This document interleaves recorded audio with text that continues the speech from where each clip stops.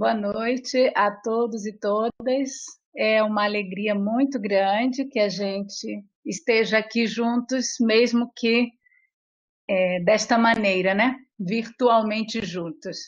Mas já faz um tempo que a gente vinha se organizando para dar início e agora começamos então um ciclo, uma série de encontros digitais, encontros virtuais, contando com a colaboração do nosso GT de comunicação, a quem eu tenho que agradecer muito.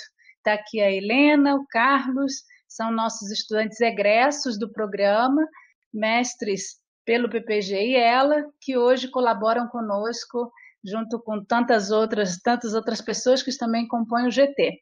Então, a gente começa agradecendo pelo trabalho desse grupo, Iana, desculpe.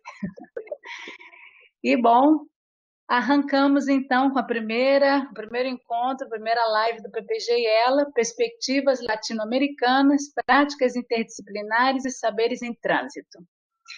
Bom, eu vou fazer uma rápida fala só para dar início e em seguida já passo a palavra para o pessoal que efetivamente vai falar sobre o programa, vai apresentar o programa. Vamos nos organizar da seguinte maneira: vamos ficar com os microfones fechados. Quem for tomar a palavra, né, os palestrantes vão tomar a palavra, habilitam seu microfone. Tem aqui a possibilidade de fazerem comentários, perguntas pelo bate-papo público.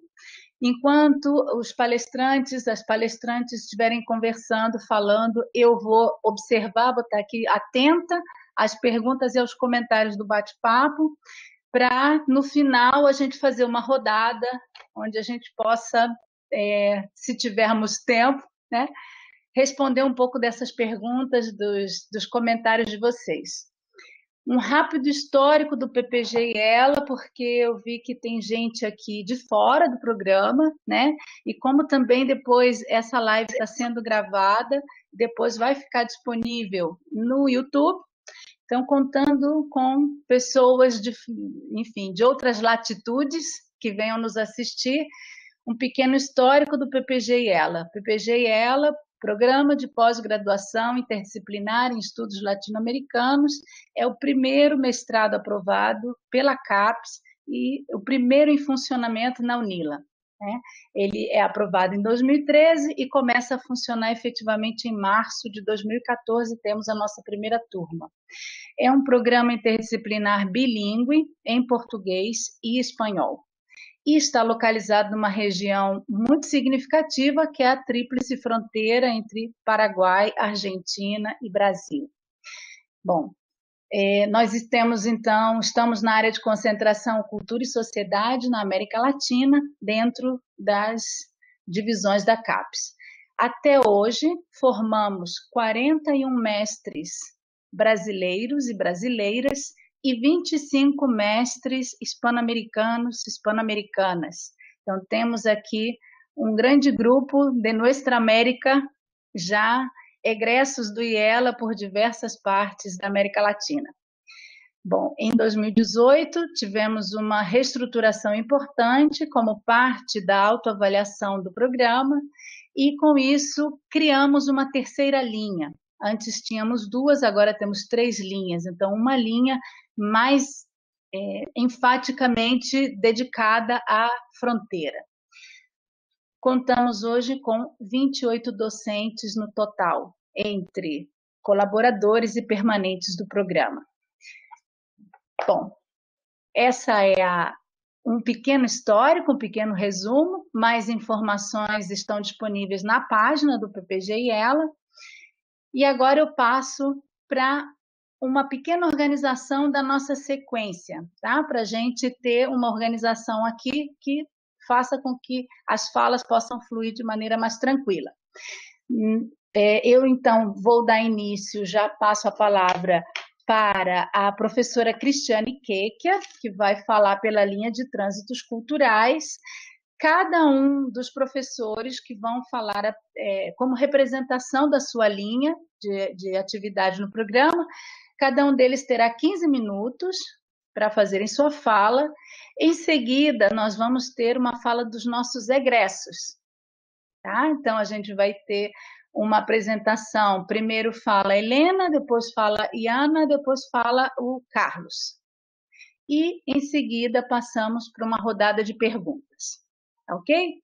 Então, nesse momento, eu fecho o meu microfone, passo a palavra à professora Cristiane Keker. Depois dos seus 15 minutos, vai falar o professor André, por práticas e saberes, e, fechando essa primeira rodada, a professora Laura Mato, pela linha de fronteiras, diásporas e mediações. Bueno, começamos. Cris. Boa noite a todas e todos vocês. Primeiro eu queria agradecer a oportunidade de estarmos juntos aqui. Eu acho que encontros como esse, nesse momento que a gente está, são muito importantes para, né, a gente manter nossos laços de conexão, a gente se fortalecer mutuamente enquanto comunidade também, de pesquisadores, pesquisadoras. Eu acho que não é fácil, né, para quem está agora no mestrado, fazendo sua pesquisa, lidando com infinitas limitações, para além das questões emocionais também, né, que já sem pandemia já é complicado, né? Então, acho que encontros como esse são muito importantes para a gente também se aproximar enquanto comunidade, né? Então, quero agradecer a iniciativa, né, desse encontro. Me apresento muito rapidamente. Eu sou professora na UNILA desde 2015, quer dizer, desde 2014. Eu cheguei na UNILA, mas em seguida me afastei para licença maternidade, então cheguei aqui em Foz em 2015 e tenho ministrado aulas na graduação nos cursos de letras, não ciclo comum também. E minha trajetória de formação, me graduei, fiz mestrado na História e depois fui para as letras, para a literatura. Então, eu nunca enquanto eu estava na graduação na História, eu sentia que não dava conta para as questões que eu tinha, só, né, o olhar da história, mas também depois que eu saí, que eu fui para as letras, também não achava que eu, né, voltei, né, a minha formação também de historiador, enfim, e passeando por outras disciplinas, de modo que quando eu comecei a pensar no mestrado, e ela foi o programa que me chamou a atenção imediatamente, né, pelo caráter interdisciplinar, com o qual me identifico muito. Agora, eu preciso dizer das minhas limitações para falar aqui hoje para vocês, porque eu sou caloura no IELA, no programa. Então, como caloura, já me colocaram de primeira, né? Então, vai você para abrir. Enfim, né? Eu estou conhecendo também o programa, agora completou um ano agora, se não me engano, né? Ou vai completar ainda um ano que eu estou no programa.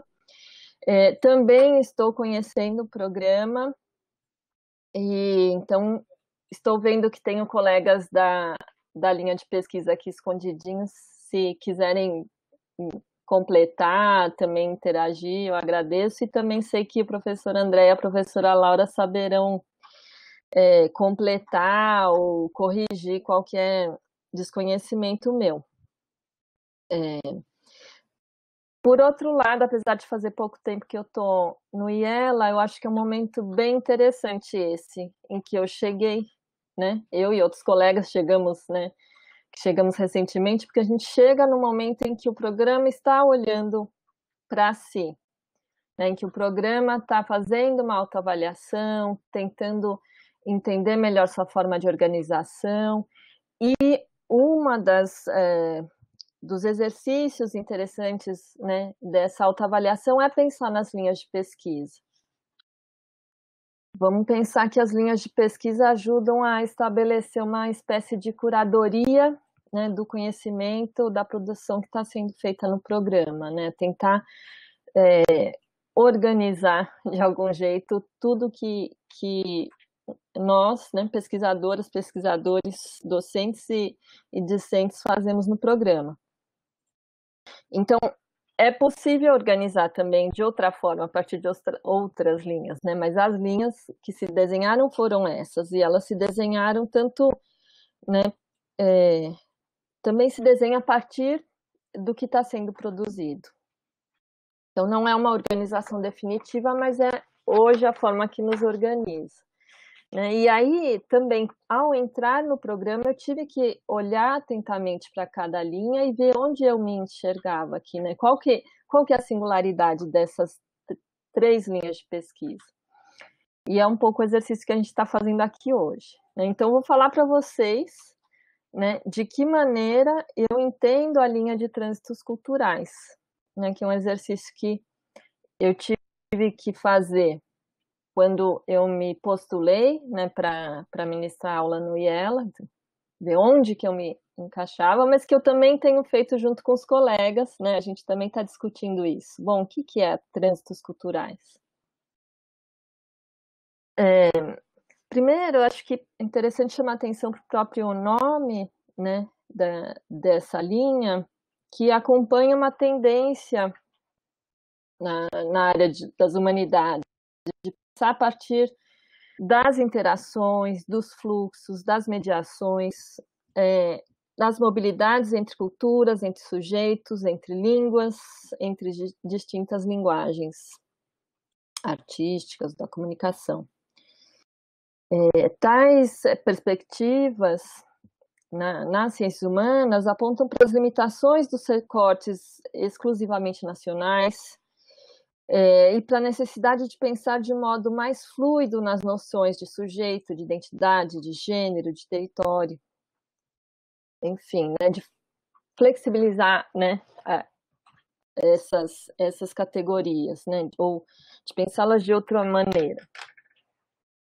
E, bom, eu iria me estender demais, né, se a gente fosse tentar entender os motivos, né, dessas tendências nas humanidades, né, desse olhar para os trânsitos, para os fluxos, para as trajetórias, mas a gente poderia resumir pensando nas transformações, né, do contexto das últimas décadas aí, né, do contexto da globalização, simplificando muito, né, da revolução, da esfera da comunicação, no fluxo entre populações,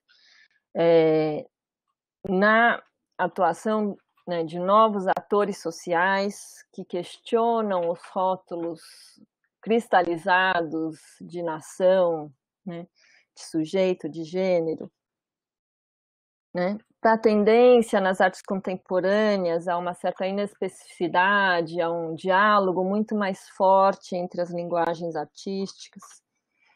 Enfim, o fato é que os estudiosos da cultura, em múltiplos campos, acabam sendo convidados a acompanhar, né, acabam sendo convidados a buscar novas plataformas de análise, mais dinâmicas, centradas. Né? Um pouco é uma maneira da gente olhar para essa linha trânsitos culturais, é atentar para esse movimento mais amplo, né? Nas ciências humanas. Então, se a gente for olhar ali para a descrição da nossa linha de pesquisa, ali no site do IELA, se a gente entra lá, a gente vai perceber, né, que o que está sendo proposto ali, né, de um estudo interdisciplinar, atento aos fenômenos e dinâmicas que transcendem, né, as fronteiras nacionais, a manifestações artísticas ou narrativas, orais, literárias, poéticas, cinematográficas, etc. Né? Linguagens em sua confluência, a dinâmica da produção e circulação dos saberes, dos imaginários, das memórias. Então, há uma ênfase, né? Estudo na descrição ali, alguém agradeço aqui, alguém colocou, né? Então, no ponto de vista de um horizonte metodológico, uma ênfase nos fenômenos transculturais, transnacionais,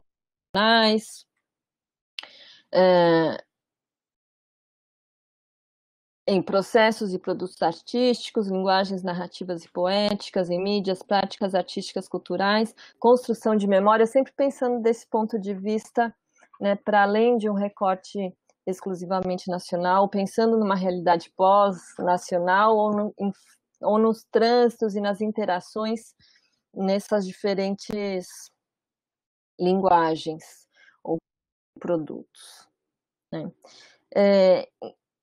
Então, os professores que atuam nessa linha de pesquisa são de várias áreas, né, das letras, literatura, da linguística, cinema, comunicação e cultura. E a ideia, né, é que a gente intensifique dentro da linha de pesquisa o diálogo entre nós, docentes e também discentes, né? Então, ministrando disciplinas de forma compartilhada, né, a ideia é que a gente intensifique ainda a reflexão dentro da linha de pesquisa. A gente pode pensar, eu já vou finalizando aqui, que eu não vi quando eu comecei, mas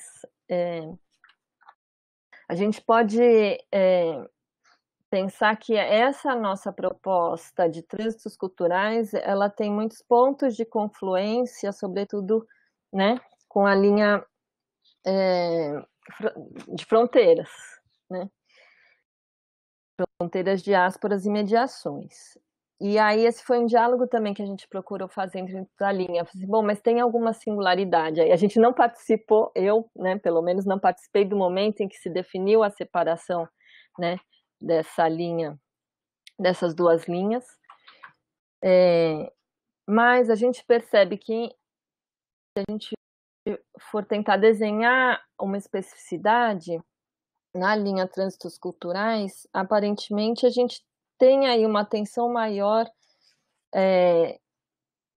para as linguagens ou para os produtos e produções culturais. Então, são pesquisas, a gente olha nas defesas, nos trabalhos defendidos, ou nos trabalhos em andamento, então, uma preocupação maior no desenho de alguns corpos de análise, ou cinema, ou de obra literária, ou da comunicação, ou um objetivo maior de trabalhar com uma linguagem específica, fotografia, por exemplo, né? E talvez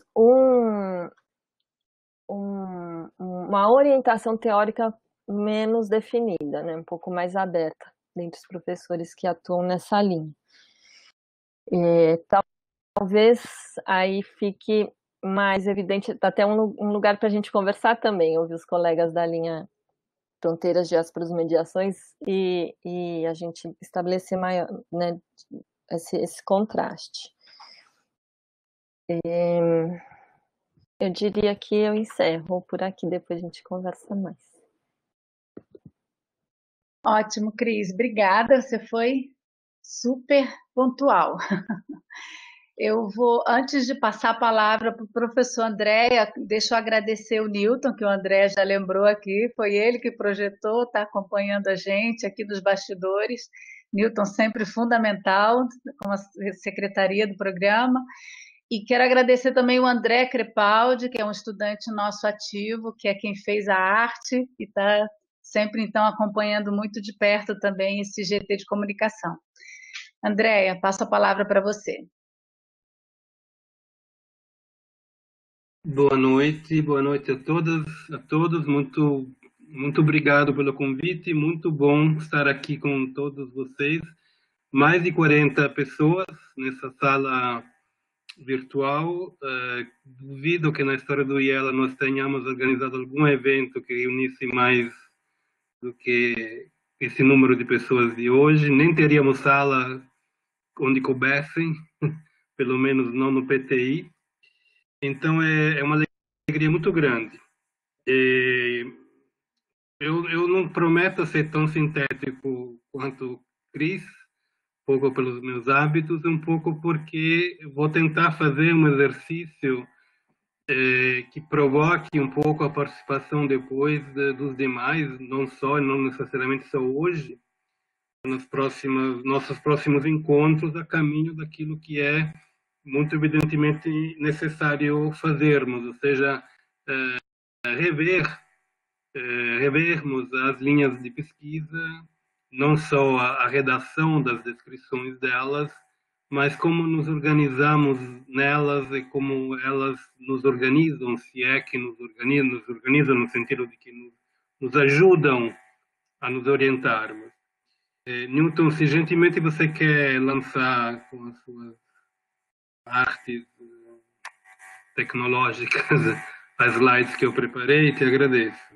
Eu já estou projetando, Andréia. Você quer que eu passe ou você passa? Não, passe você, por favor, porque se eu posso fazer misérias com a tecnologia. Não sei como se faz isso. Tudo bem. Se você puder, obrigado. Isso. Então, eu vou fazer um pouco de história dessa linha prática de saberes e em boa parte, vou tentar contar quem éramos e quem somos. Pode passar, Newton. Obrigado. Nós nascemos em 2013 com um corpo docente, esse é só da nossa linha, né? Em 2013, na verdade o trabalho começou em 2012, mais timidamente, grosso modo, Laura e Diana estavam lá já, reunimos todos os professores com doutorado que fossem daquilo que depois viria a ser o ILASH, né? Ou seja, fundamentalmente das áreas de história, de antropologia, de letras, né? Tanto linguística como literatura, artes, etc. Todos esses números que vocês veem agora são um pouco aproximados, um pouco baseados na minha memória, numa leitura muito apressada, uma releitura muito apressada dos documentos iniciais do programa. Mas na época éramos 6 pessoas provindas da história, 3 da antropologia, um geógrafo, um pedagogo e um filósofo. Esse era o grupo entre professores permanentes e docentes permanentes e colaboradores que participaram da criação dessa linha de pesquisa, Newton. Esse grupo criou um texto originário, né, gravado nas pedras, que eu não vou reler, está em letrinha um pouco menor aqui, e que, grosso modo, descrevia naquela época que nós entendíamos como ser uma boa descrição de uma linha de pesquisa. Eu quero que fique claro, uma coisa que, na verdade, para mim deveria ser claro para todo mundo, mas nunca é demais esquecer.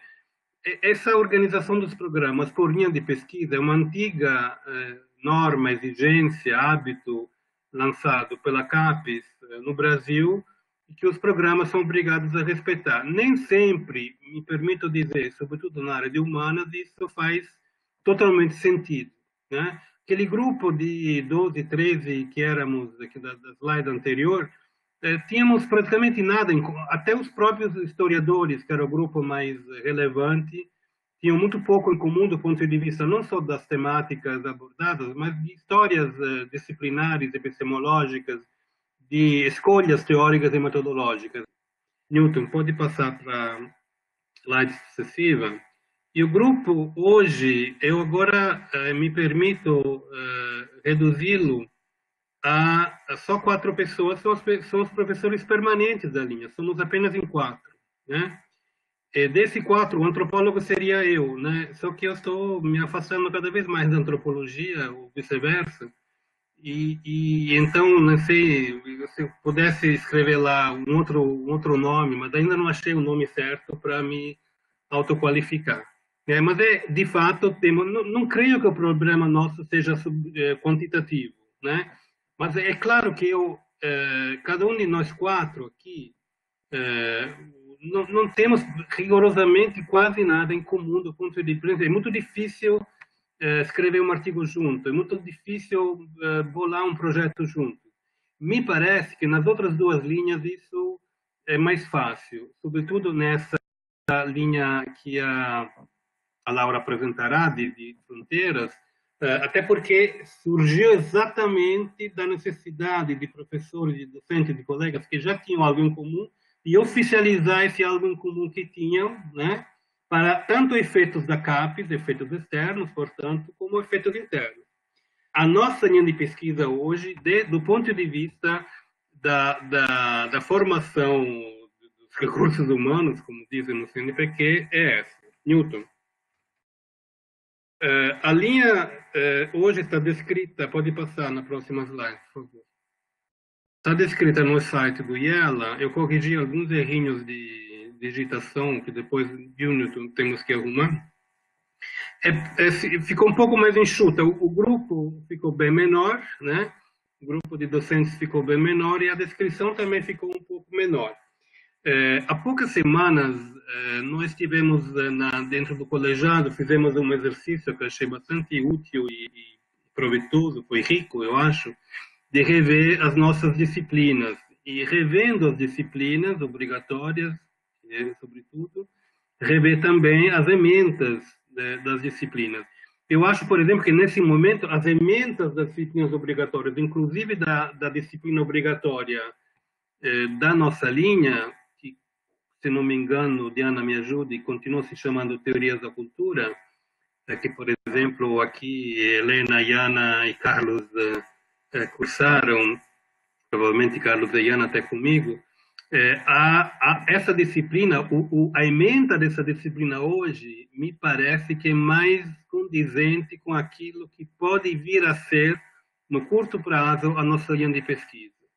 A nossa linha de pesquisa, desde que, né, a partir dessa descrição, que continua tendo um pouco a herança de um grupo, fundamentalmente de antropólogos, historiadores, que se preocupavam das várias apelidos das infinitas formas e formatações das relações sociais na América Latina, no passado e no presente, poderão reformatar, replanejar nas próximas semanas, nos próximos meses.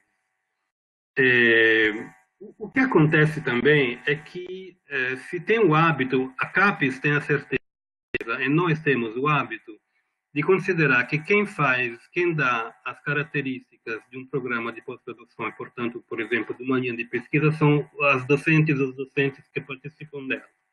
No nosso caso, com certeza, eu me permito dizer que tem uma aporia ali, um paradoxo, né? Os docentes, quase todos os docentes, com alguma exceção, Cris é uma, eu talvez seja outra, e alguns outros, tivemos quase todos uma formação disciplinar, né? Vamos imaginar, os 3 graus do ensino superior, graduação, mestrado, doutorado, quase todo mundo fez na mesma área. Mas criamos um programa interdisciplinar. Em tese, nesse programa interdisciplinar, nós teríamos que fazer picadinho das nossas formações disciplinares, teríamos que remar contra os nossos próprios passados, que, convenhamos, nem sempre é uma tarefa fácil, nem do ponto de vista epistemológico, nem do ponto de vista psicológico. Então, o que acontece? Aí que está o paradoxo. O que ajuda mais, por exemplo, a tornar mais interdisciplinar um programa que tem a palavra interdisciplinar na sua própria definição, no seu próprio nome, são as estudantes e os estudantes que vêm entrando, no nosso caso, desde 2013, no programa. Newton, na próxima slide, por favor. Olha aqui, aqui com certeza eu me baseei só na memória, né?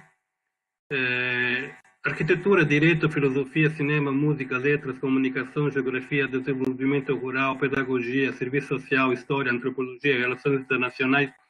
Com certeza estou esquecendo alguma coisa, com certeza também não estou afunilando demais as áreas do conhecimento, de onde vieram os nossos estudantes, desde 2013 até 2020, a turma que eu mal conheci, pelos motivos que todos conhecemos.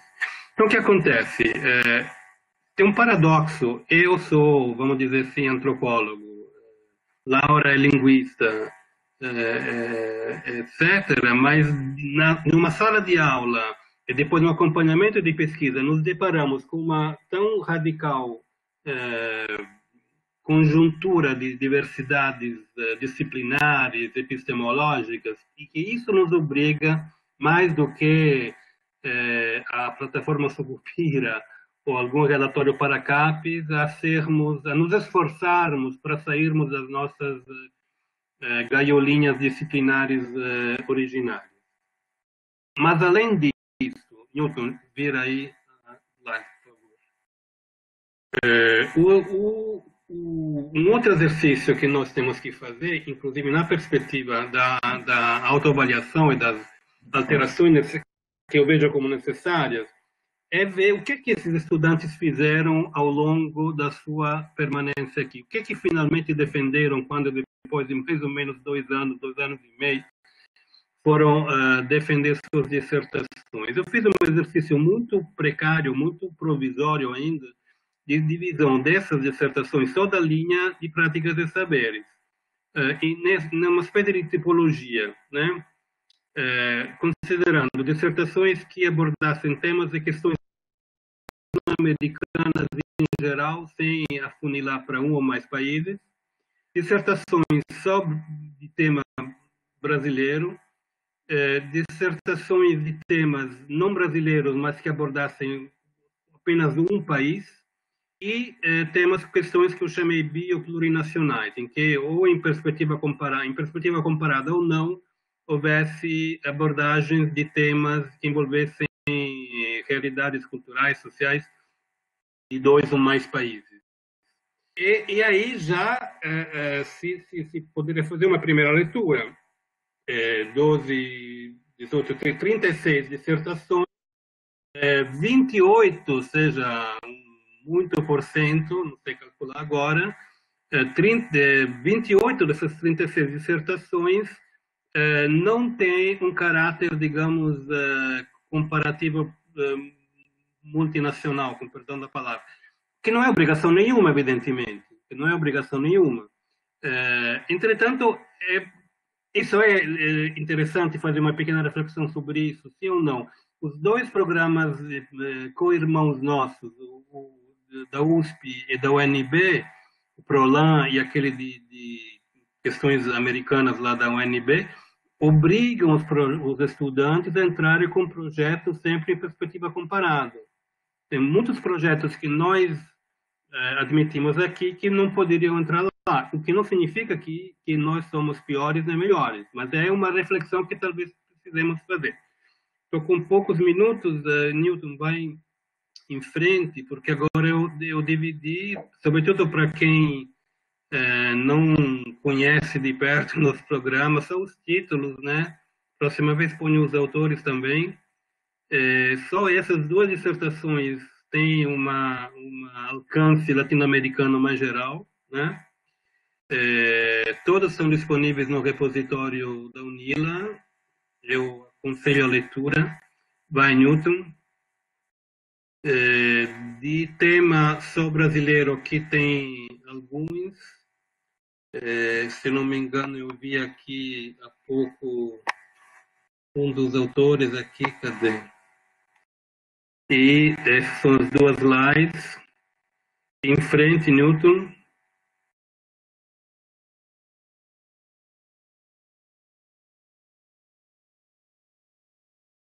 Como vocês veem aqui, claro que o título às vezes não diz tudo, né? Sobre o conteúdo, sobre o tipo de abordagem, o recorte, o viés, né?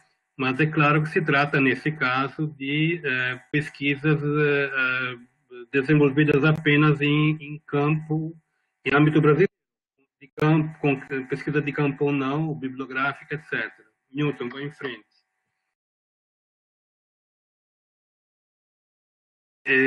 Temas e questões nacionais não brasileiras, aqui tem,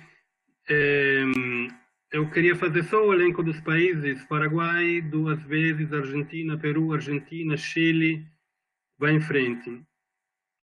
Nem sempre, por exemplo, a dissertação sobre a Argentina foi feita por um estudante argentino. Às vezes é um brasileiro. É o caso, por exemplo, da Helena, que está aqui no primeiro título dessa slide. Peru, Argentina, Peru, Paraguai, Argentina, próxima, Colômbia, Peru, Paraguai, Equador e Peru. Claro, alguns países aparecem com mais frequência. É um pouco, né? Já temos, eu acho, material suficiente para fazer, para quem sabe fazer isso, pequenas análises até quantitativas sobre a origem dos estudantes, das estudantes, dos países de onde vêm, das temáticas abordadas. Eu acho que a próxima slide é a última. Andréia, você já está nos 16 minutos, viu? Eu disse que era a última, mas é a penúltima. Ainda, e aqui tem as únicas seis dissertações defendidas na nossa linha de pesquisa que abordam mais de um país. Por exemplo, Argentina, Brasil, Paraguai, Peru e Chile, Uruguai e Brasil, América do Sul em geral, Brasil e México e Brasil e Paraguai, né? Eu acho, por exemplo, essa perspectiva interessante e poderíamos tentar incentivá-la. E, finalmente, de fato, a última slide. Se antes falamos do que éramos e o que somos, eu gostaria que daqui para frente nós nos debruçássemos sobre essa outra pergunta. Quem gostaríamos de ser nós da linha de pesquisa, em primeiro lugar, e o programa como um todo. Muito obrigado, desculpe os 2 minutos e meio de excesso de tempo. Obrigado. Obrigada, Andréia. Você, em breve, será convidado para colaborar com a gente no volume que nós vamos organizar ainda esse ano sobre as dissertações já defendidas no IELA, viu? Com esse levantamento, você já se autoconvidou. Em seguida, você vai receber o convite. Bom, só respondendo rapidamente, o André citou a alteração das disciplinas. De fato, a gente tem, dentro do nosso processo de autoavaliação que está em andamento, algumas mudanças de quantidade de créditos, inclusive, e de perspectiva das disciplinas, né? Mudança na ementa, que começa a ser implementada a partir dos próximos ingressantes em 2021. Tá? E uma coisa rapidamente que o André comentou, né, sobre a diferença da formação dos nossos estudantes que chegam ao IELA, não só uma formação disciplinar diferente, mas uma formação de uma cultura acadêmica diferente, né? Pessoas que se formaram no Peru, no Chile, no Paraguai, isso gera um caldo muito rico em sala de aula. Passo a palavra para a professora Laura Mato. Então, boa noite a todas e a todos. Uma delícia, né? Estar aqui num encontro como esse, como a Andréia mesmo falou, agora temos 47 pessoas nos acompanhando, né? É muito gostoso de ver como o nosso programa está crescendo, está se fortalecendo e está se modificando sempre, né? Isso que eu acho bem interessante. E falar depois da Cristiane e do André vai ser sensacional, porque eles já trouxeram muitas coisas que a linha realmente traz, né? Então, esse histórico de criação do programa que o Andréia trouxe, né? Onde nascemos de um preliminar grupo que é um instituto atual, né? Onde temos 2 centros interdisciplinares, um de letras e artes, formado pelos cursos de letras e um curso da área de cinema, e um centro de história e antropologia, também com curso de história e antropologia. Então é bem interessante pensar nisso, porque a linha de fronteiras de aspas e mediações, ela nasce do transbordamento do que era trânsitos culturais. Né? Eu digo isso porque nesse grupo preliminar que o professor André nos trouxe, né, a linha de trânsitos culturais era focada principalmente por professores com formação na área de letras, e eu digo isso, formação na área de letras, porque não significa que os que estão formados na área de letras trabalham estritamente com literatura ou com linguística. né? Então, a gente transborda essas áreas também. A gente não é estritamente linguista, nem estritamente alguém da literatura. A gente traz diálogos de outras disciplinas para isso. Então, a formação é em letras, mas se eu perguntar para os colegas que têm essa formação, que são da área, dificilmente eles se autonomeariam como uns literatos ou linguistas. Então, isso é muito interessante. E esse grupo preliminar, né, da linha de trânsitos culturais, sendo a grande maioria da área de letras, com a formação em letras, tinha uma antropóloga na época, fazíamos um certo tipo de pesquisa. Era um grupo que iniciou a UNILA, né, que começou em 2010 na UNILA, e em 2012 teve essa construção, e fazia um certo tipo de pesquisa. Como éramos a maioria de nós, né, éramos recém-chegados na cidade, a nossa visão também sobre as nossas pesquisas alteraram. Nós não conseguíamos mais pesquisar aquilo que estávamos pesquisando, aquilo que a nossa formação nos deu. E toda essa transformação fez com que o que era a linha de trânsitos culturais não coubesse mais no que alguns pesquisadores estavam trazendo e também no produto que alguns estudantes estavam mostrando e estavam pedindo. Então, essa transformação, esse nascimento dessa nova linha, ele veio, como a Cristiane falou, dessa reformulação mesmo do programa, desse olhar para si do programa. Essa autoavaliação veio também não só de agentes externos, mas como de agentes internos. Cada seleção de estudantes, nós víamos que eles enxergavam muito bem o que era o nosso programa. Às vezes muito melhor do que nós mesmos, né? Porque muitos de nós, com essa formação disciplinar, tendendo a um certo tipo de pesquisa, não enxergávamos a possibilidade, esse leque que o nosso ambiente traz, né?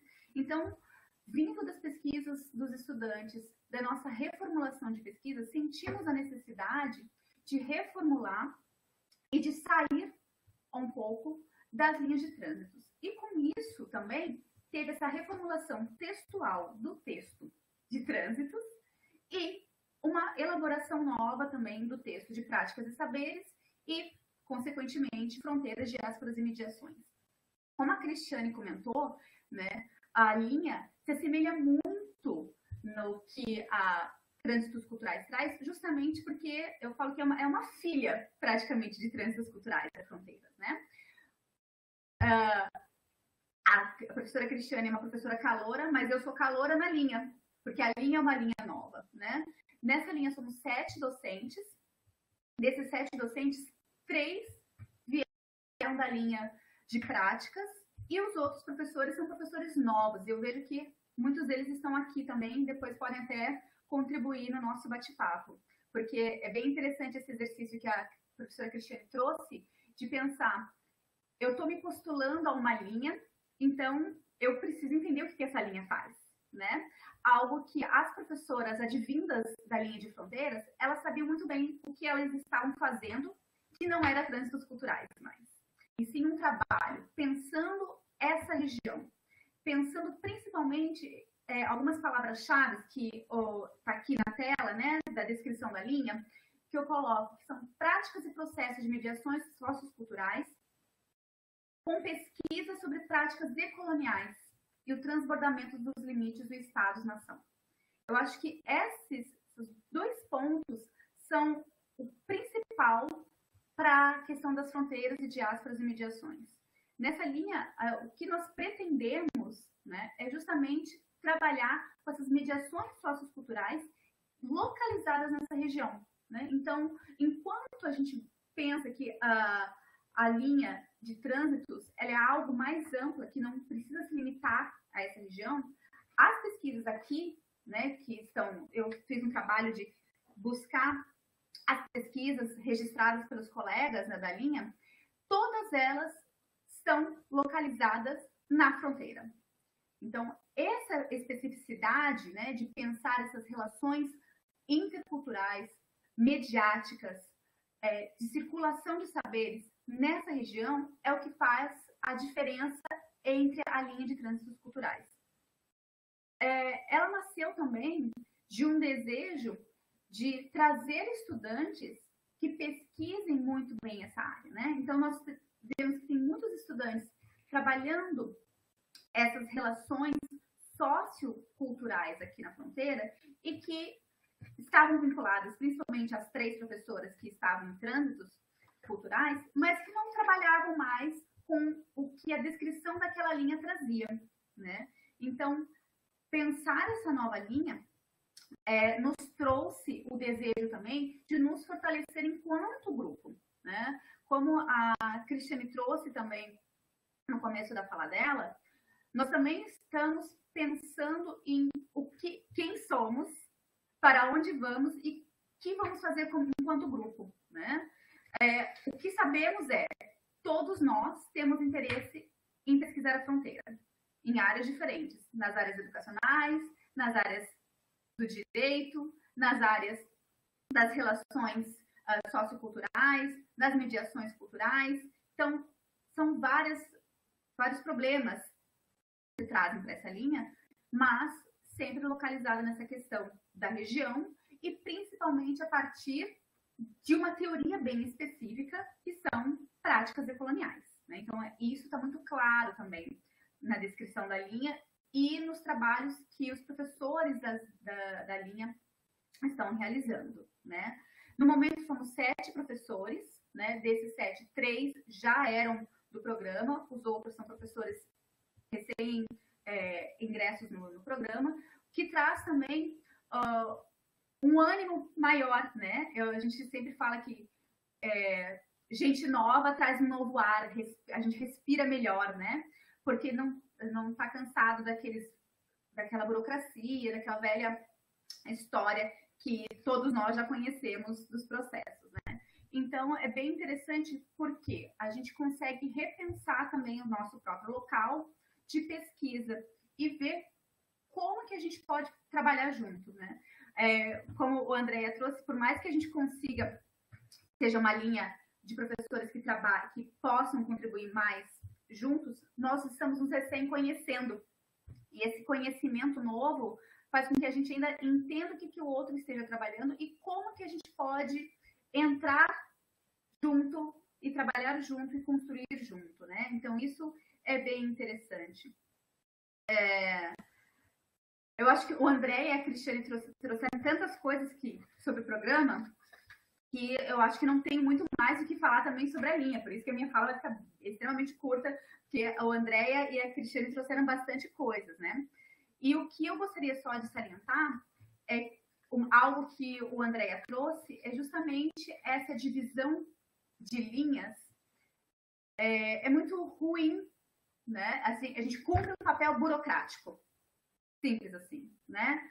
Justamente isso, porque eu lembro muito bem quando nós fizemos o edital para chamar novos professores, do recredenciamento dos docentes atuais e do credenciamento de novos docentes, nós tivemos docentes da linha de práticas e saberes que mudaram para a linha de trânsitos culturais. Nós tivemos docentes que se questionaram, será que é nessa linha mesmo que eu pertenço ou não? Porque eu faço isso e aquilo também. Minha pesquisa X se encaixa na descrição de tal linha, na pesquisa Y se encaixa na descrição de outra linha.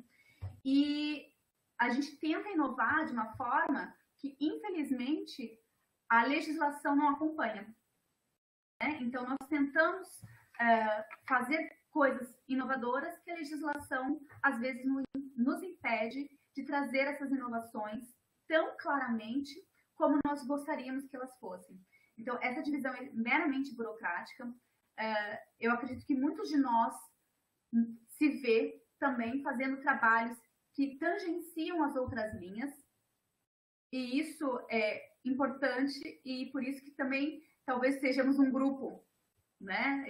A questão do coletivo pode se ver assim.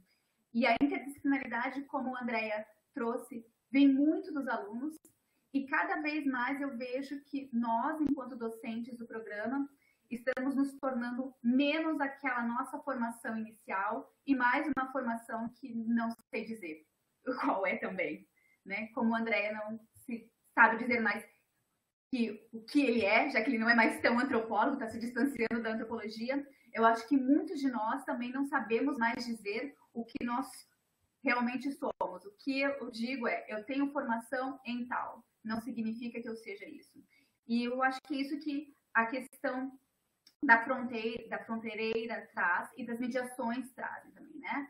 Esse deslocamento, esse constante não lugar, não saber, estar em diversos lugares ao mesmo tempo e não estar também. Então, essas reflexões são muito presentes nessa linha. E eu vejo muitos trabalhos dos alunos com isso. Então, os trabalhos estão nos ajudando muito a entender melhor o que são as linhas e principalmente o que é a linha de fronteiras, diásporas e mediações.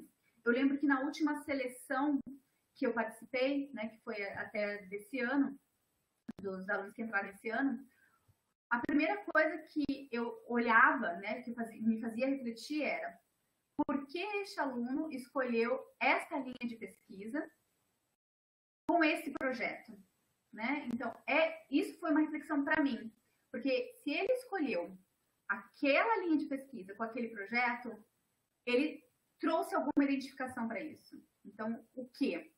Então, isso nos ajuda também a entender um pouco melhor o que é o programa, quem somos nós e para onde nós vamos. Eu acho que minha fala foi bem sucinta, né, para entender melhor quem nós somos e para onde queremos ir, e talvez para fomentar algum debate também, como o Andrea trouxe. Ótimo, Laura, obrigada. Você também, super pontual. Queria só fazer um rápido comentário, me sinto totalmente identificada. Eu era da linha de trânsitos culturais, como você, não é? E passamos para fronteiras justamente por sentir esse transbordamento. Achei muito boa a imagem, exatamente assim, né? A gente já não cabia mais ali. E um dado que eu acho que nos une, como você também trouxe, é o território, né? A gente tentar territorializar de verdade tudo aquilo que fazemos e o que viemos elaborando como pesquisa e tal. Sempre em diálogo com os estudantes, porque eles mudam totalmente o caráter das aulas, das disciplinas. Exatamente. Bom, eu então não vou falar mais, passo a palavra para as nossas egressas e depois Carlos fechando esse bloco. A gente tinha combinado 5 minutos para cada uma, mas se vocês quiserem podem se estender até um pouquinho mais, porque os docentes foram mais sucintos. Boa noite. É uma grande satisfação estar aqui, vendo que a ideia lançada pelo Carlos tomou forma, né, Carlos, nas nossas reuniões. Eu sou egressa da segunda turma do IELA, que defendi em 2017, fui orientada pelo professor Paulo Renato, e as falas dos professores, elas me contemplam muito, porque eu passei pelas 2 linhas de pesquisa no IELA. Eu entrei em trânsitos culturais, fui para práticas e saberes, e ainda hoje, quando eu tenho que lembrar qual foi a linha de pesquisa em que eu estava, eu preciso, né, mas qual era mesmo? Porque eu trabalhei com um produto cultural, né, com um disco de um roqueiro argentino, no seu diálogo com a sociocultura e com a política argentina. Então tinha proximidades com práticas e saberes, mas também com trânsitos culturais. Então essas limitações, às vezes, elas nos pegam um pouco, né? E como a Laura bem falou, a legislação muitas vezes não acompanha. Um grande exemplo disso são os concursos para docente, né? Que acabam pedindo uma disciplinaridade. Mas o grande diferencial do IELA, como vocês bem falaram antes, é essa riqueza da interdisciplinaridade que provém da troca com os outros estudantes, né? Não só de outros países, mas também de outras regiões e de outras formações. Isso é muito enriquecedor, porque acaba te dando ferramentas e te aproximando de perspectivas das quais você não trabalhava, né? Ainda que eu venha de uma formação da comunicação, que é uma área tão ampla, que trabalha com tantas coisas, né? Passei pelo IELA interdisciplinar e agora eu estou no doutorado em História e estou um pouco pelejando com a questão da disciplinaridade, que é um grande problema. Por sorte, eu fui para uma linha da História, que é a História do Tempo Presente, faço o doutorado na UDESC, em Santa Catarina, que é um pouco mais aberta a trabalhar com outras fontes e com um diálogo um pouco maior com outras áreas, mas ainda assim é um ponto que requer a minha atenção o tempo todo, né? Que eu vejo que eu trabalho muito com antropólogo, com gente de estudos culturais, e eu tenho que me puxar um pouco mais para a história. E eu acho que o que eu posso falar é que a riqueza enquanto a formação do IELA, né? Ela é, assim, algo talvez único e muito singular, justamente por causa dessas trocas e desses desdobramentos e desses transbordamentos que cada uma das pessoas que passaram e que cursaram as disciplinas conosco e dos aportes dos professores trazem, né, que muitas vezes numa vertente disciplinar a gente acaba perdendo um pouco dessa densidade, dessa troca, dessa riqueza, né? Não sei o que mais eu posso falar sobre a minha experiência, né? Porque eu acho que a ideia é realmente a gente trocar impressões iniciais e pensar esse momento do programa para o futuro, para que o programa possa crescer e possa cada vez mais trazer novos estudantes com novas perspectivas e novos professores estão dispostos a se abrir para esse tipo de perspectiva, que é realmente singular, e agradecer ao Carlos por ter dado a sugestão, né, e a todos que trabalharam para que essa reunião hoje acontecesse. Ok, obrigada, Helena. Agora vamos passar para a Iana, então.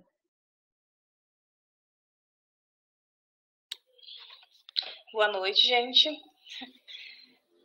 Estão me ouvindo bem? Só para saber, porque eu não sei se meu microfone... Ok, então. Então, sempre um prazer estar com vocês e guardo um carinho imenso do programa, assim como o Carlos, sou da primeira turma e talvez por isso que a gente tem esse carinho tão grande pelo programa, porque participamos desse processo de concretização, né, enquanto primeira turma, enfim, todos os desafios que se relacionavam a isso, né, de estar começando.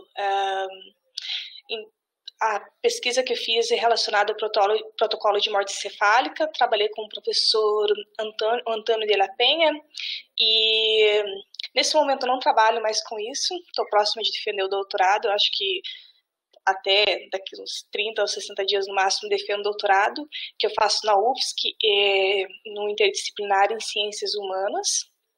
E o que é interessante do IELA, que Helena pontuou muito bem, essas questões que só me parece que são muito particulares do IELA, ao ponto de que o IELA me proporcionou uma ruptura de perspectiva enquanto pesquisadora que foi muito interessante. Esse olhar para a América Latina e para a perspectiva interdisciplinar foi muito rico, e foi no IELA que eu consegui isso, né? Sair do serviço social, que apesar de ter uma formação que não é tão disciplinar, porque a gente tem integração de vários conhecimentos de várias áreas, de certa forma ainda há uma tendência eu diria assim que quando nós falamos da questão interdisciplinar, que eu acho que talvez seja isso que é mais interessante a falar nesse momento, me parece que se fala muito a respeito disso, inclusive no meio docente, se fala muito a respeito disso. Por outro lado, nós vemos que na prática acontece o que a Helena falou, de que a gente não vê concurso público para professor, né? E falo isso porque chega ao ponto de que eu sou egressa do programa e agora dou aula na UNILA, né, como professora substituta, mas dou aula no serviço social na UNILA. E quando eu entreguei o meu diploma de mestrado da UNILA, fiquei assim, enfim, demorou algum tempo para eles validarem, para eles saberem se esse diploma ia ser válido. O diploma do programa da UNILA, e isso que eu ia dar aula na UNILA. Então, a gente vê essas barreiras que têm que ser rompidas, mas uma questão que a gente tem que sempre que lembrar é que quem determina quais vão ser os critérios de currículo para concurso público são os professores, né, que estão participando dos departamentos. Não vem essa questão burocrática, ela não vem de fora, é quem está no departamento que vai determinar o que vai ser feito, né? E falo isso porque, além da gente pensar na pesquisa, no que é produzido dentro do IELA, a gente tem que pensar no campo de trabalho para o ingresso, né? Aonde que ele vai continuar? Porque, por exemplo, Helena falou que é da, acho que se não me engano, é da história. Eu tenho um outro colega que também é da história, que terminou o doutorado comigo recentemente, que é da minha turma de doutorado na UFSC, que fez o interdisciplinar, mas por ter ido para a área interdisciplinar, ele não consegue um concurso público, né? Então, assim, nós temos um debate que é riquíssimo, uma forma de pesquisa que me parece que não diria transgressora, mas que traz um avanço para a ciência e para as pesquisas. Por outro lado, precisamos nos preocupar com o trabalho dessas pessoas depois, porque quem faz o mestrado e depois faz o doutorado, faz isso porque almeja se inserir no campo de trabalho e possivelmente dentro de universidades, né? E as universidades ainda têm muita restrição em aceitar essas pessoas, né? Então, acho que, além dessa questão de pensar o programa, é pensar também dessa questão do egresso, né? De como que vamos fazer com isso depois, né? E do impacto que enquanto professores, podem ter dentro dos departamentos que participam, seja lá como for, setores. Como a divisão na UNILA é um pouco diferente, né? Assim, na hora de organizar, de pedir concurso, se eu não me engano, em História mesmo teve concurso recentemente, e tem outros testes seletivos abertos, mas se parar para pensar e olhar lá, quantos deles aceitam mestrado e doutorados interdisciplinares? Né? Acho que eu queria trazer mais essa reflexão hoje, né, que eu vejo importante. Obrigada, Ana. É isso, né? Temos muitos desafios ainda também, dentro da legislação mais ampla e dentro da própria cultura acadêmica, né? Isso que você traz é muito interessante para a gente pensar. Vou passar a palavra para o Carlos. Boa noite, gente. Eu sou Carlos. Eu vou falar em língua espanhola, bem devagarinho. Vocês vão me entender sem problema nenhum, tá? Bueno, mi nombre es Carlos Arroyave Ramírez, yo soy egresado de la primera turma de la maestría. La formación, yo vengo de Colombia. La formación que, digamos, había alcanzado en mi país yo me había formado como filósofo y luego con área de especialización en literatura. Y como me gustaba mucho escribir y todo el asunto literario, metafórico, metonímico, pues egresé también del pregrado en periodismo y así llegué a Brasil. En esa llegada a Brasil yo me doy cuenta de muchísimas cosas, entre ellas una y la más importante es que estábamos demasiado apegados a una forma de ser lógica, heredada pues del mundo aristotélico, a una lógica en el lenguaje, y ese primer encuentro pues con la maestría, con los compañeros del grupo, con los diferentes maestros que allí de alguna manera nos compartían sus saberes, es eso, que de alguna manera existen otras lógicas, otras maneras de entender el mundo. Yo llego a la línea de tránsitos culturales, ¿cierto? Y ahí permanecí, digamos, monogámicamente y desarrollé mi investigación en el área de literatura de la mano de la profesora Diana Araujo.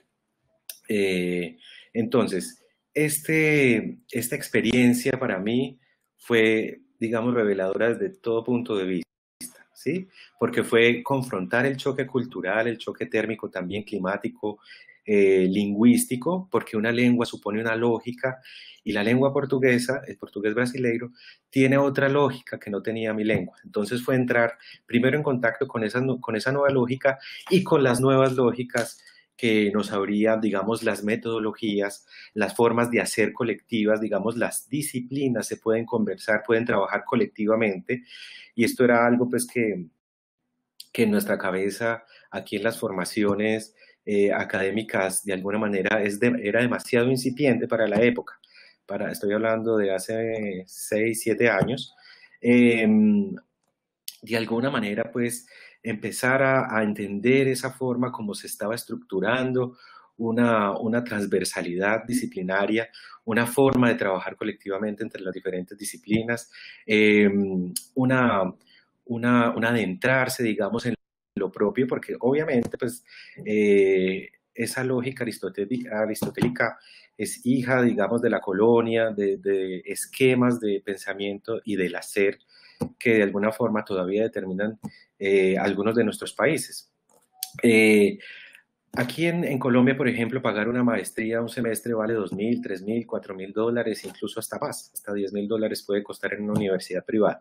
Entonces, llegar a la maestría fue para mí, digamos, una especie de fuerza cósmica, algo que yo nunca me había soñado porque no tenía los recursos para salir de mi país, mucho menos para pagar una maestría, y la UNILA y la maestría me llevó becado. Esa fue una gran ventaja, digamos que fue uno de los fuertes para mantenerme hasta el final perseverando en este trabajo y, digamos, empezar a discutir, a excentrarme, a ver otras perspectivas, a entender otras maneras de comprender el mundo, ¿cierto? A deshacerme de un montón de prejuicios que yo llevaba del mundo, digamos, hispánico, toda esa herencia que estaba arraigada no solamente en mi forma de pensar, de hablar, de sentir, etcétera, sino que también, digamos, hacía parte de mi cultura. Todo eso que fui a discutir allá, a aprender,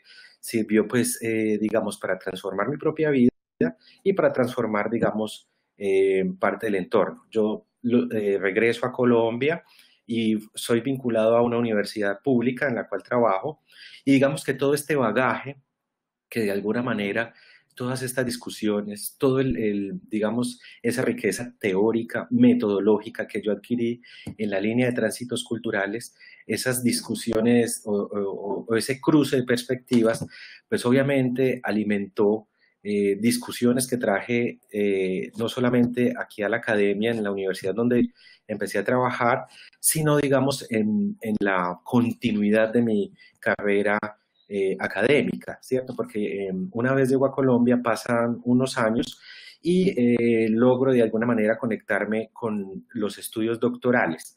Y en esos estudios doctorales que desarrollo en el área de psicoanálisis, pues allí, digamos, se vive todavía una asepsia, un animismo, por no decir un onanismo, un monólogo en torno a lo que un saber configura como autosuficiente. Entonces allí se dan discusiones fuertes, muy sabrosas también, en torno a la pureza disciplinaria que no existe de alguna manera y que todavía, digamos, está muy arraigada y que muchos docentes con formación postdoctoral defienden a capa y espada. Entonces, esa riqueza no solamente académica, sino vivencial, práctica, entrar en contacto con compañeros de Paraguay. En Paraguay estuve viviendo con Marina Cantero, con Virgilio, estuve, digamos, también conociendo ese mundo que se vive allí en la Universidad Paraguaya a través de Joel. Conocí a Celeste de Chile, conocí a compañeros de Argentina, los muchachos de Brasil, mejor dicho, toda esa confluencia, esa constelación de saberes, de formas de ver el mundo, de entender la vida, de vivir la academia, de utilizar los aparatos metodológicos, los profesores que venían de México, de Perú, del mismo Brasil, de Colombia también teníamos al profesor Luis Eduardo, y el profesor cubano, el profe Andrea, bueno, todos aquellos que nos compartieron amablemente, digamos, todo ese caudal de discusiones y de saberes, en la práctica también producen un efecto. Es bastante importante la misión y la función que cumple la universidad, las diferentes líneas de pesquisa, de investigación que desarrolla la universidad, porque a personas que veníamos de otros países como Colombia, no nos era posible sencillamente articular, digamos, este tipo de experiencias si no hubiese sido por lo que nos posibilitó la maestría, ¿cierto? Y esa trascendencia, digamos, epistemológica también se traduce en una riqueza para discutir y autocriticar ese asunto epistemológico y a través, digamos, también de la analítica, de los corpus lingüísticos que de alguna manera a mí me tocó trabajar, ¿sí? Yo trabajé sobre dos autores centroamericanos, un nicaragüense y un salvadoreño, dos personajes bastante interesantes que se conectaban más allá de las fronteras nacionales a través, digamos, de todo ese caudal que fue, digamos, compartido y transferido, digamos, hecho público a través, digamos, de los diferentes cursos, seminarios que tuvimos, pudimos entonces enriquecer esa discusión, enriquecer esa investigación, darle un cuerpo, establecer, digamos, una secuencia que nos permitiera ir un poco más allá de lo que nos habíamos proyectado en el primer ejercicio de presentación del proyecto para llegar en primera instancia al curso de maestría. Bueno, entrar en contacto, digamos, con esas construcciones de lo amerindio, ¿cierto? Con la etnología, con la historia, con la cartografía, ¿cierto? Asomarnos a esos asuntos de las prácticas y los procedimientos interdisciplinares me ofreció a mí concretamente y nos ofreció, lo sé por mis compañeros de Paraguay con los que estuve viviendo, lo sé por mis compañeros de la Argentina, nos ofreció un caudal metodológico y teórico que nos permite enfrentar la vida, dar discusiones académicas, ofrecer contextos, digamos, más enriquecidos a nuestros estudiantes. Y hoy lo puedo decir porque, digamos, yo pasé un concurso de gobierno aquí en mi ciudad, desde el alto gobierno en el cual hoy puedo estar aquí en la ciudad de Medellín, en Colombia.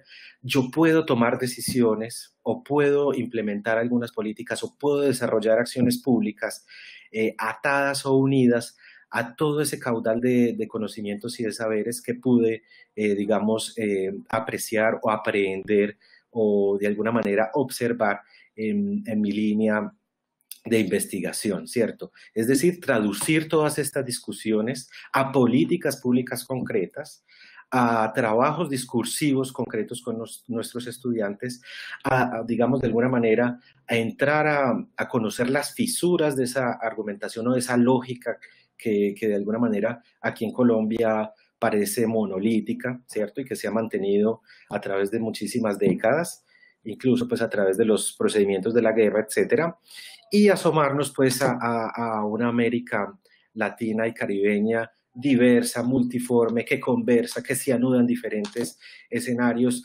que se apropia de los recursos propios de la metáfora, de la metonimia, de todos esos saberes que en su hibridez, que en su ambivalencia, ¿cierto?, nos permiten, digamos, conocer y asomarnos y compartir con esas comunidades de una manera un poco más brillante y un poco más aterrizada.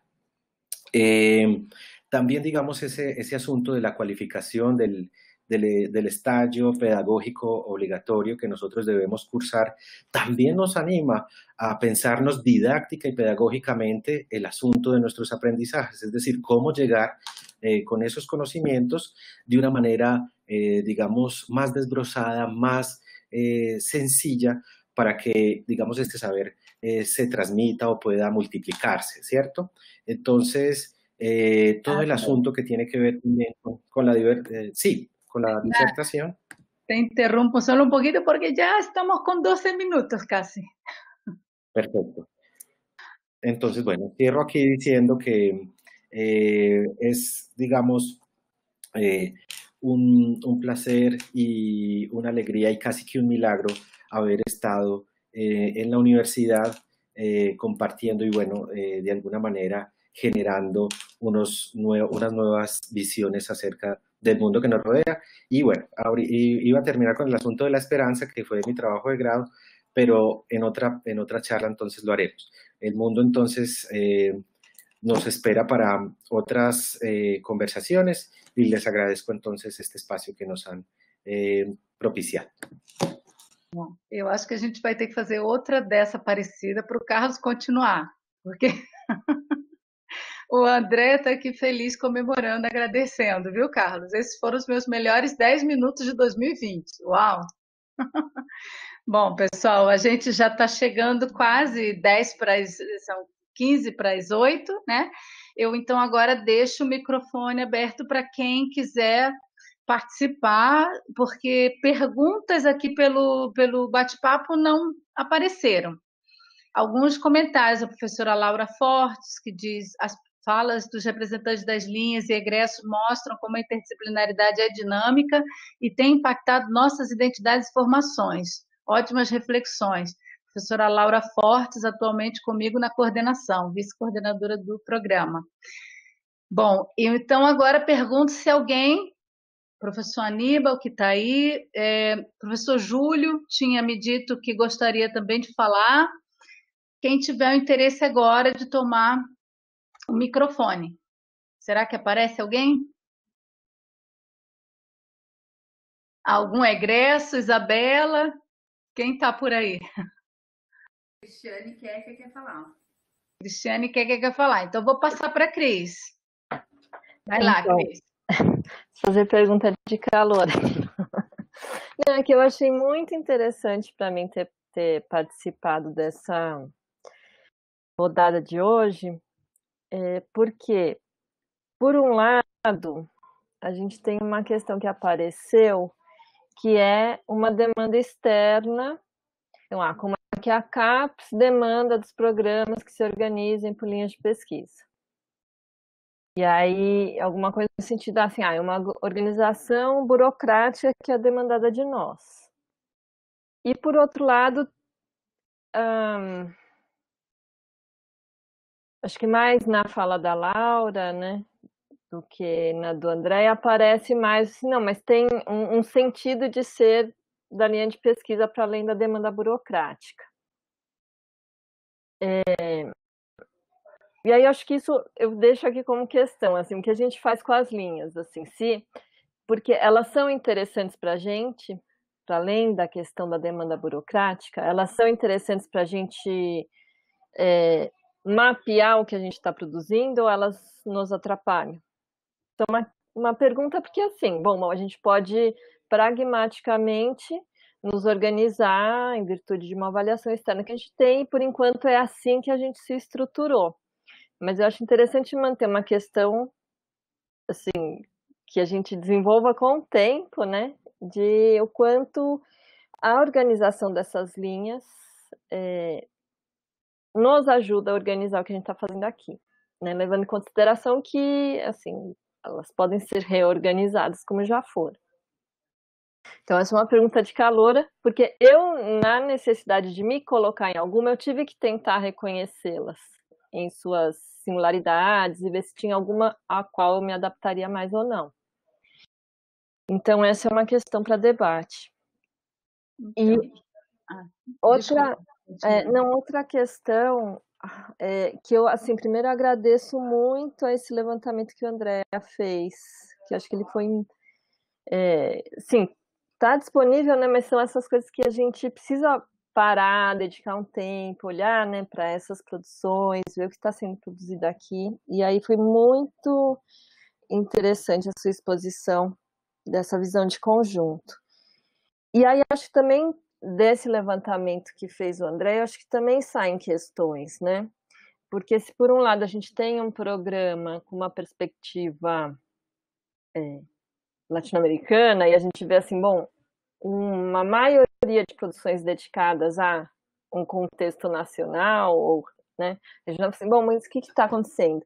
E aí acho que eu fiquei curiosa, por exemplo, de ver mais a fundo isso, porque o fato de ter um trabalho num recorte nacional não significa que ele não tenha uma perspectiva latino-americana. né, que o enfoque, sei lá, meu mestrado eu fiz, era sobre a Colômbia, sobre a história, questão agrária na Colômbia, era muito específico, mas eu olhando, eu acho que mais agora do que na época eu tenho condição de ver que o recorte não era exatamente nacional, ele tinha uma perspectiva, vamos dizer, de conjunto. Então, acho que seria uma maneira interessante de tentar afinar, né, essa percepção, porque na graduação a gente vê pelos TCCs que se incorporam a eles uma perspectiva latino-americana, uma formação UNILA aí, que é né, mas uma graduação, vamos dizer, são 4 anos, né, e mesmo os trabalhos que eles são recortados numa realidade ou local, tal, a gente percebe isso. E aí seria interessante ver nos nossos mestrados. Bom, isso está acontecendo? Eu digo isso porque nem sempre é fácil, no mestrado de 2 anos, colocar essa demanda do comparatismo, inclusive pelo corpus que você tem que analisar, com essa restrição dos tempos que tem no mestrado, não é tão fácil. Mas mesmo quando você escolhe um recorte nacional, será que não é possível, né, ver aí, será que está aí uma perspectiva, né, que é o que pretende ela, né, pós-nacional, ou integrado, conectada com o contexto continental? Então, essas é mais uma pergunta e uma vontade de querer, talvez, né, olhar mais um pouco esses dados. Ótimo, Cris. E agora apareceram também aqui outras perguntas. A Isabela, que é uma egressa nossa, pergunta como a nova linha vai impactar as disciplinas, se algo mudou em relação a isso. Sim, como eu já tinha comentado, a gente revisou toda a grade das obrigatórias, as optativas também sofreram algumas alterações. Isso tudo vai começar a ser publicizado daqui para o final do ano, né? E o doutorado a gente depende da CAPES, mas estamos fazendo o melhor que podemos com essa intenção, chegar no doutorado. Vamos ver. O professor Aníbal também fala sobre o colaborativo entre as linhas e os egressos intertransdisciplinares, se ser forçado. Não entendi muito bem a pergunta do professor Aníbal, talvez se quiser falar um pouco, né? Puedo formularla. ¿Me escuchan? Sim. Vou fazer o seguinte, Aníbal, eu vou te dar 2 minutinhos e também 2 minutinhos para o Júlio, que entrou aqui, acho que ele está querendo falar. Se bem que, Júlio, eu acho que você entrou com... Eu acho que você não habilitou o seu microfone. E se for isso, você vai ter que sair e ingressar de novo. Tá bom? Então, vamos 2 minutinhos para o Aníbal. Quem se animar, tentar responder a Cris e o Aníbal, senão a gente fica com as perguntas para ir pensando. O Andréia já está aqui sugerindo que fique a continuação para o próximo encontro, que vai ser na próxima quinta-feira, né? Então, vamos ver o tempo que a gente aguenta ainda, tá? Para continuar aqui no encontro. Aníbal, 2 minutinhos. Son más bien preguntas que surgen a partir de la intervención de Andrea. Lo que me llamó la atención es cuando él destaca que lo colaborativo se va a dar más en la línea de fronteras, mediaciones y diásporas que en la de él, en la suya propia. O sea, me gustaría saber por qué esa, cuál es esa, o es una intuición, presunción o algo, ¿no? Y la segunda es que con los egresados se destacó mucho lo inter y lo transdisciplinario del programa. Yo me pregunto, ¿de qué forma eso inter y transdisciplinario está forzado o está de alguna manera contornado por también la graduación? ¿Hay algo de la graduación presente en esa inter y transdisciplinariedad de IELA? ¿O qué sería IELA sin esa graduación de UNILA? Sin todo eso que estás diciendo, que Carlos creo que dijo, que convivió con paraguayos, argentinos. UNILA es eso. O sea, eso sería posible sin, me estoy imaginando, aislando, haciendo abstracción, llevando ese curso de IELA a a otro estado, a otra ciudad. ¿Eso sería posible? ¿O eso es solamente posible en ese contexto de grado de UNILA? No sé. Son dos cuestiones. Bueno, alguém se anima? Eu respondo em um minuto a primeira pergunta, que foi mal dirigida para mim. Aníbal, eu não sei te dizer, ou melhor dizendo, para te dizer melhor, usaria muito tempo, por isso proponho uma outra oportunidade proximamente, se for possível. Veja só, é que a nossa linha, onde sobramos muito poucos, do ponto de vista quantitativo, somos de fato muito diferentes. Para mim, é óbvio, a diferença é uma riqueza. A diferença é uma riqueza, não é um limite. O fato que eu, por exemplo, não compartilhe quase nada da história acadêmica e das preferências teóricas e metodológicas dos meus colegas de linha, para mim, não é um limite, não é um defeito, não é um problema. Não, em algumas medidas, pode até ser uma riqueza. Me pergunto para os estudantes como é isso. Para os estudantes, talvez, apesar de, depois dessa fala tão entusiástica do Carlos, mas também da Helena, da Iana, talvez isso também para eles não seja um problema. Mas, de fato, eu não tenho ilusões sobre o fato de que se dialoga pouco, pelo menos na nossa linha. Mas, repito, a resposta poderia ser mais longa se tivéssemos tempo em outra oportunidade. Bom, eu não sei se o professor Júlio vai voltar, eu não sei se mais alguém quer fazer algum comentário sobre tudo isso. Laura? Vai lá, Laura. Eu acho que, respondendo um pouco a segunda questão do Aníbal, eu acho que, além de interdisciplinar, eu acho que o que traz o diferencial é a questão do intercultural, né? E aí sim, é algo que só a UNILA traz essa diversidade tão ampla que outras instituições não têm, né? Então, essa diversidade cultural, como até a professora Diana trouxe, que traz uma diversidade de saberes, de formações, de perspectivas, é só a UNILA que tem. Então, pensar que o nosso programa deveria ser não só interdisciplinar, mas também intercultural. Mas ele é intercultural per se.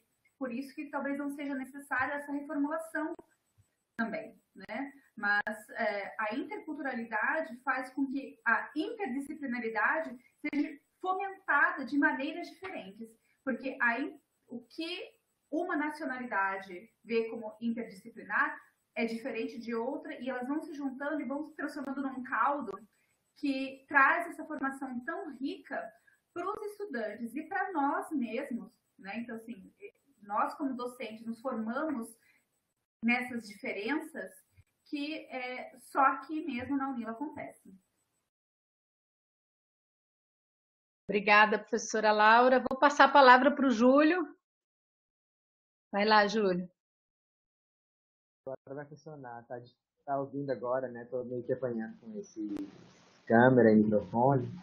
Mas eu acho que o tempo está muito curto para a gente aprofundar em algumas discussões, né? Quando a professora Laura comentou sobre a linha de fronteiras, diásporas e mediações, eu tinha pedido para poder também colocar um pouco sobre essa perspectiva dos estudos de fronteira, da dualidade que tem nesse tema dos estudos de fronteira, né? Porque também tem uma linha sobre fronteira em outros mestrados da própria UNILA, como o MICAL. Então, como que a gente percebe essa coisa da fronteira dentro da área de concentração, que é algo maior, né, do programa, né? E aí eu ia comentar um pouco sobre isso, sobre a questão mesmo do que a Laura acabou de falar da interculturalidade, de abordar as fronteiras através não da ideia da segurança, da militarização, das questões duras, né?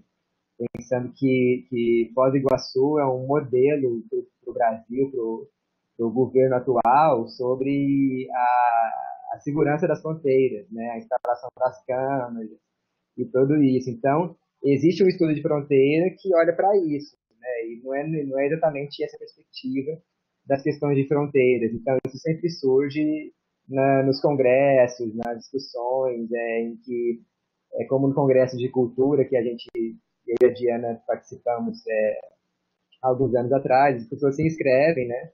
E aí vem trabalhos das mais variadas perspectivas, e é importante incorporar e dialogar essas várias perspectivas, né? Também, assim, essa formação de origem dos estudantes e dos professores, né? A minha formação básica com que eu trabalho na universidade é a sociologia, mas também com o direito. E aí a gente tem uma orientanda que é advogada, né, e que está cursando o mestrado e ela nessa perspectiva da interdisciplinaridade. Né? Então, como vem a questão, que é a Alessandra, né, que eu acho que ela está aqui também, e como vem essa questão de abordar o tema, por exemplo, das políticas públicas para migrantes na região de fronteira, com o tema do IELA, né, da linha, né? Que não seja só um trabalho jurídico, mas seja jurídico e que também seja muito mais, além disso, pensando as práticas, né, da sociologia, do trabalho de campo, das entrevistas, de coisas mais amplas do que coisas disciplinares, né? Então, acho que tinha mais coisas para ir pensando sobre isso, mas como a gente poderia ir deixando isso para próximos encontros, né? Eu acho que também é fundamental, para mim, nesse momento, existirem as linhas e existirem conversas como essa, só que das linhas, né, também. Então, também é algo que é legal, sem corporativizar, sem fechar, né, e fazer essa ida e retorno, assim, também. Bom, pessoal, já são 8 horas. Eu acho que a gente já vai fechando. Andréia faz aqui um longo comentário, Celeste apareceu aqui, fez um comentário. Felicidades a todos e todas, é uma alegria no coração verles por la pantalla. Muito interessante o tema, excelentes expositores e expositoras. Um abraço grande e carinhos para todos. Bueno, eu acho que como todo bom debate, a gente sai com mais perguntas do que respostas. Não é assim? Não é assim que a gente também encerra uma dissertação de mestrado?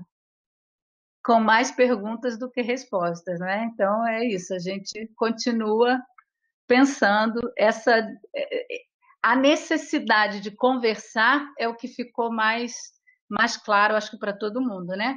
Então vamos, quem sabe, pensar em outros formatos de reuniões por linha, onde a gente possa ter esse compromisso de se autoavaliar, de se autocriticar, de pensar em perspectivas de melhoria, enfim, e de identidade do próprio programa, né? Então, deixo o microfone aberto para quem quiser fazer assim suas últimas considerações e a gente já vai se despedindo.